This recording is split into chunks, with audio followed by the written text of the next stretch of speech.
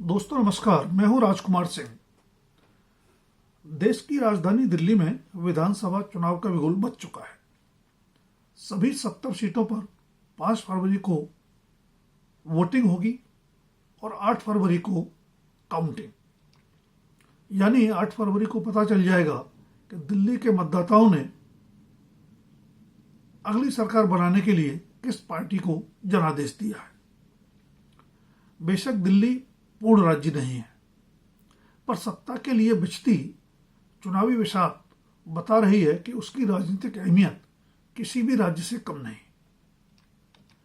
चुनाव की घोषणा के वक्त से ही साफ है कि इस बार चुनावी मुकाबला वाकई त्रिकोणीय होगा।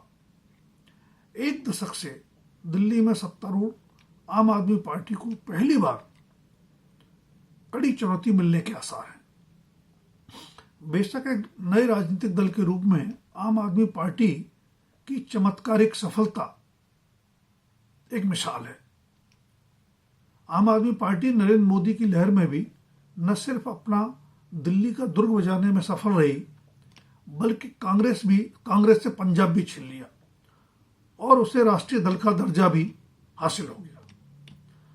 आम आदमी पार्टी के दबदबे का अंदाजा इसी से लगाया जा सकता है कि 1998 से 2013 तक लगातार 3 बार दिल्ली में सरकार बनाने वाली कांग्रेस का 2 बार से विधानसभा में खाता तक नहीं खुला है, तो तीसरी बार केंद्र में सरकार बनाने वाली बीजेपी पिछली बार बमुश्किल 3 से 8 सीटों पर पहुंच पाई।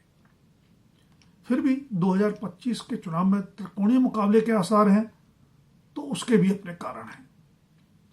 आम आदमी पार्टी का जन्म कांग्रेस की अगुवाई वाली यूपीए सरकार पर भ्रष्टाचार के गंभीर आरोपों के मद्देनजर जन लोकपाल की मांग को लेकर गांधीवादी समाजसेवी अन्ना हजारे की चर्चित आंदोलन के बाद हुआ।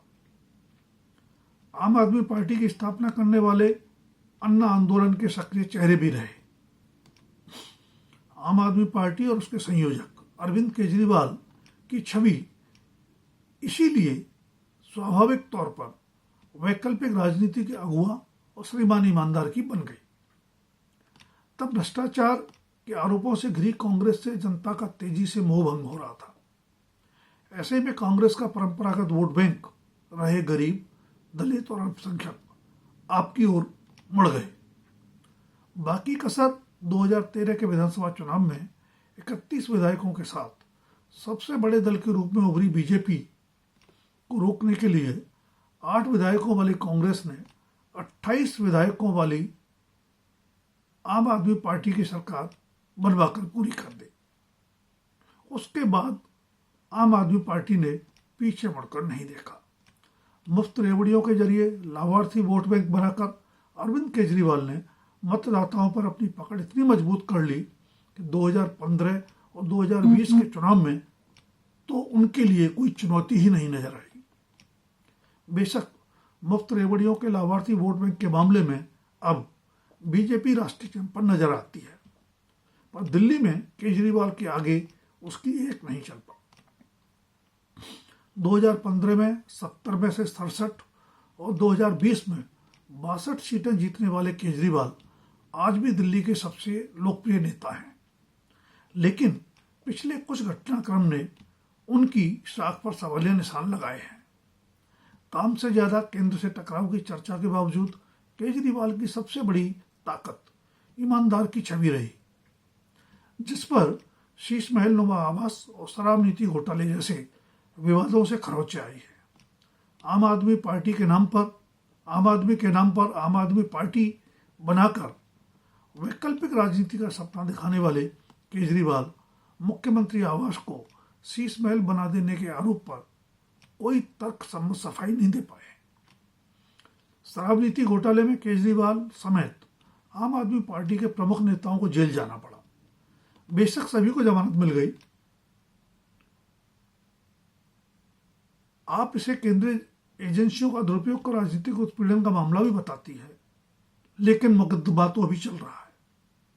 इसलिए ईमानदार की छवि अब असंदिग्ध भी नहीं रह गई है।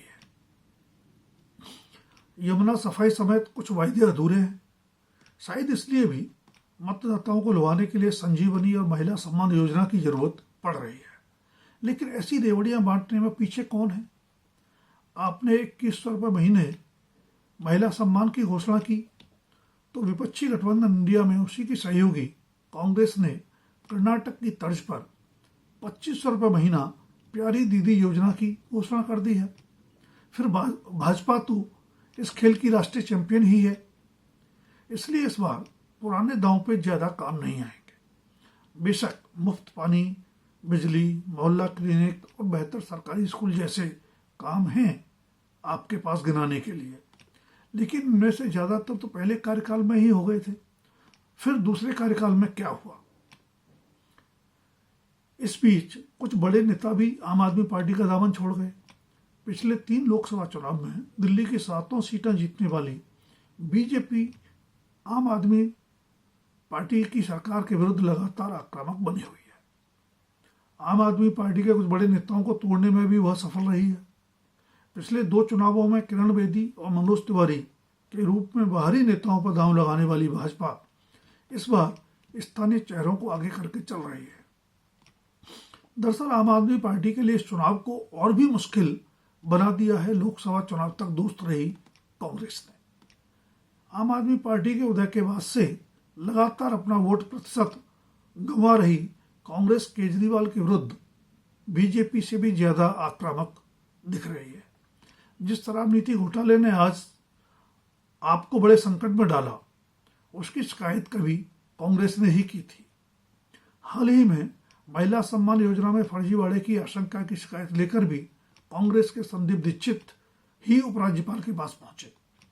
उन्होंने यह शिकायत भी की कि पंजाब पुलिस कांग्रेस उम्मीदवारों की जासूसी कर रही है तथा दिल्ली में विधानसभा चुनाव के लिए पंजाब से कैश लाया जा रहा है। इन शिकायतों पर जांच के आदेश भी तत्काल हो गए।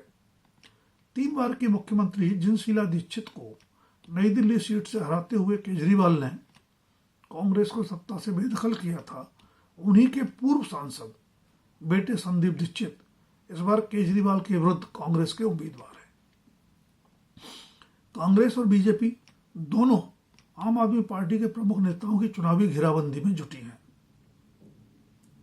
केजरीवाल के विरुद्ध बीजेपी ने भी अपने पूर्व मुख्यमंत्री साहिब सिंह वर्मा के पूर्व सांसद बेटे प्रवेश वर्मा को उम्मीदवार बनाया है। केजरीवाल की सरकार में उप मुख्यमंत्री रहे मनीष सिसोदिया के विरुद्ध जंगपुरा से कांग्रेस ने पूर्व मेयर फरहाद सूरी को, तो बीजेपी ने सिख नेता तरविंदर सिंह मारवा को उम्मीदवार बनाया है। मुख्यमंत्री आतिशी की भी ऐसी ही घेराबंदी की गई है। कांग्रेस ने उनके विरुद्ध कालकाजी विधानसभा क्षेत्र में महिला कांग्रेस की राष्ट्रीय अध्यक्ष अलका लांबा को उतारा है, तो बीजेपी ने पूर्व सांसद रमेश मुदुड़ी को। कांग्रेस की कोशिश अपना वोट बैंक वापस छीनने की है, जिस पर कब्जा करके आम आदमी पार्टी दिल्ली की राजनीति में अजय बन गई है। तो बीजेपी की कवायद केजरीवाल की पार्टी को बहुमत के आंकड़े यानी 36 सीटों से नीचे रोकने की है।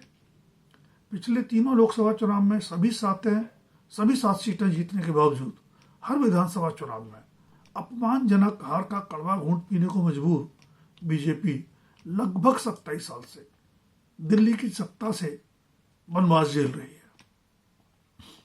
नरेंद्र मोदी के नेतृत्व में पूर्वोत्तर तक कमल खिल जाने के मद्देनजर तो यह चिराग तले अंधेरा जैसी स्थिति है, पर इस बार भी उजाला हाथ की करामात पर ज्यादा निर्भर करेगा। कांग्रेस अपने वोट बैंक का बड़ा हिस्सा भी वापस पाने में सफल हो गई तो आम आदमी पार्टी की मुश्किलें बढ़ जाएंगी और बीजेपी अपने मकसद में कामयाब हो सकती है। दोस्तों, अगर वीडियो पसंद आए तो लाइक, शेयर और सब्सक्राइब अवश्य करें। अपनी राय भी कमेंट बॉक्स में दें। धन्यवाद। अभी के लिए इतना ही। जल्द फिर मिलेंगे किसी नए विषय के साथ।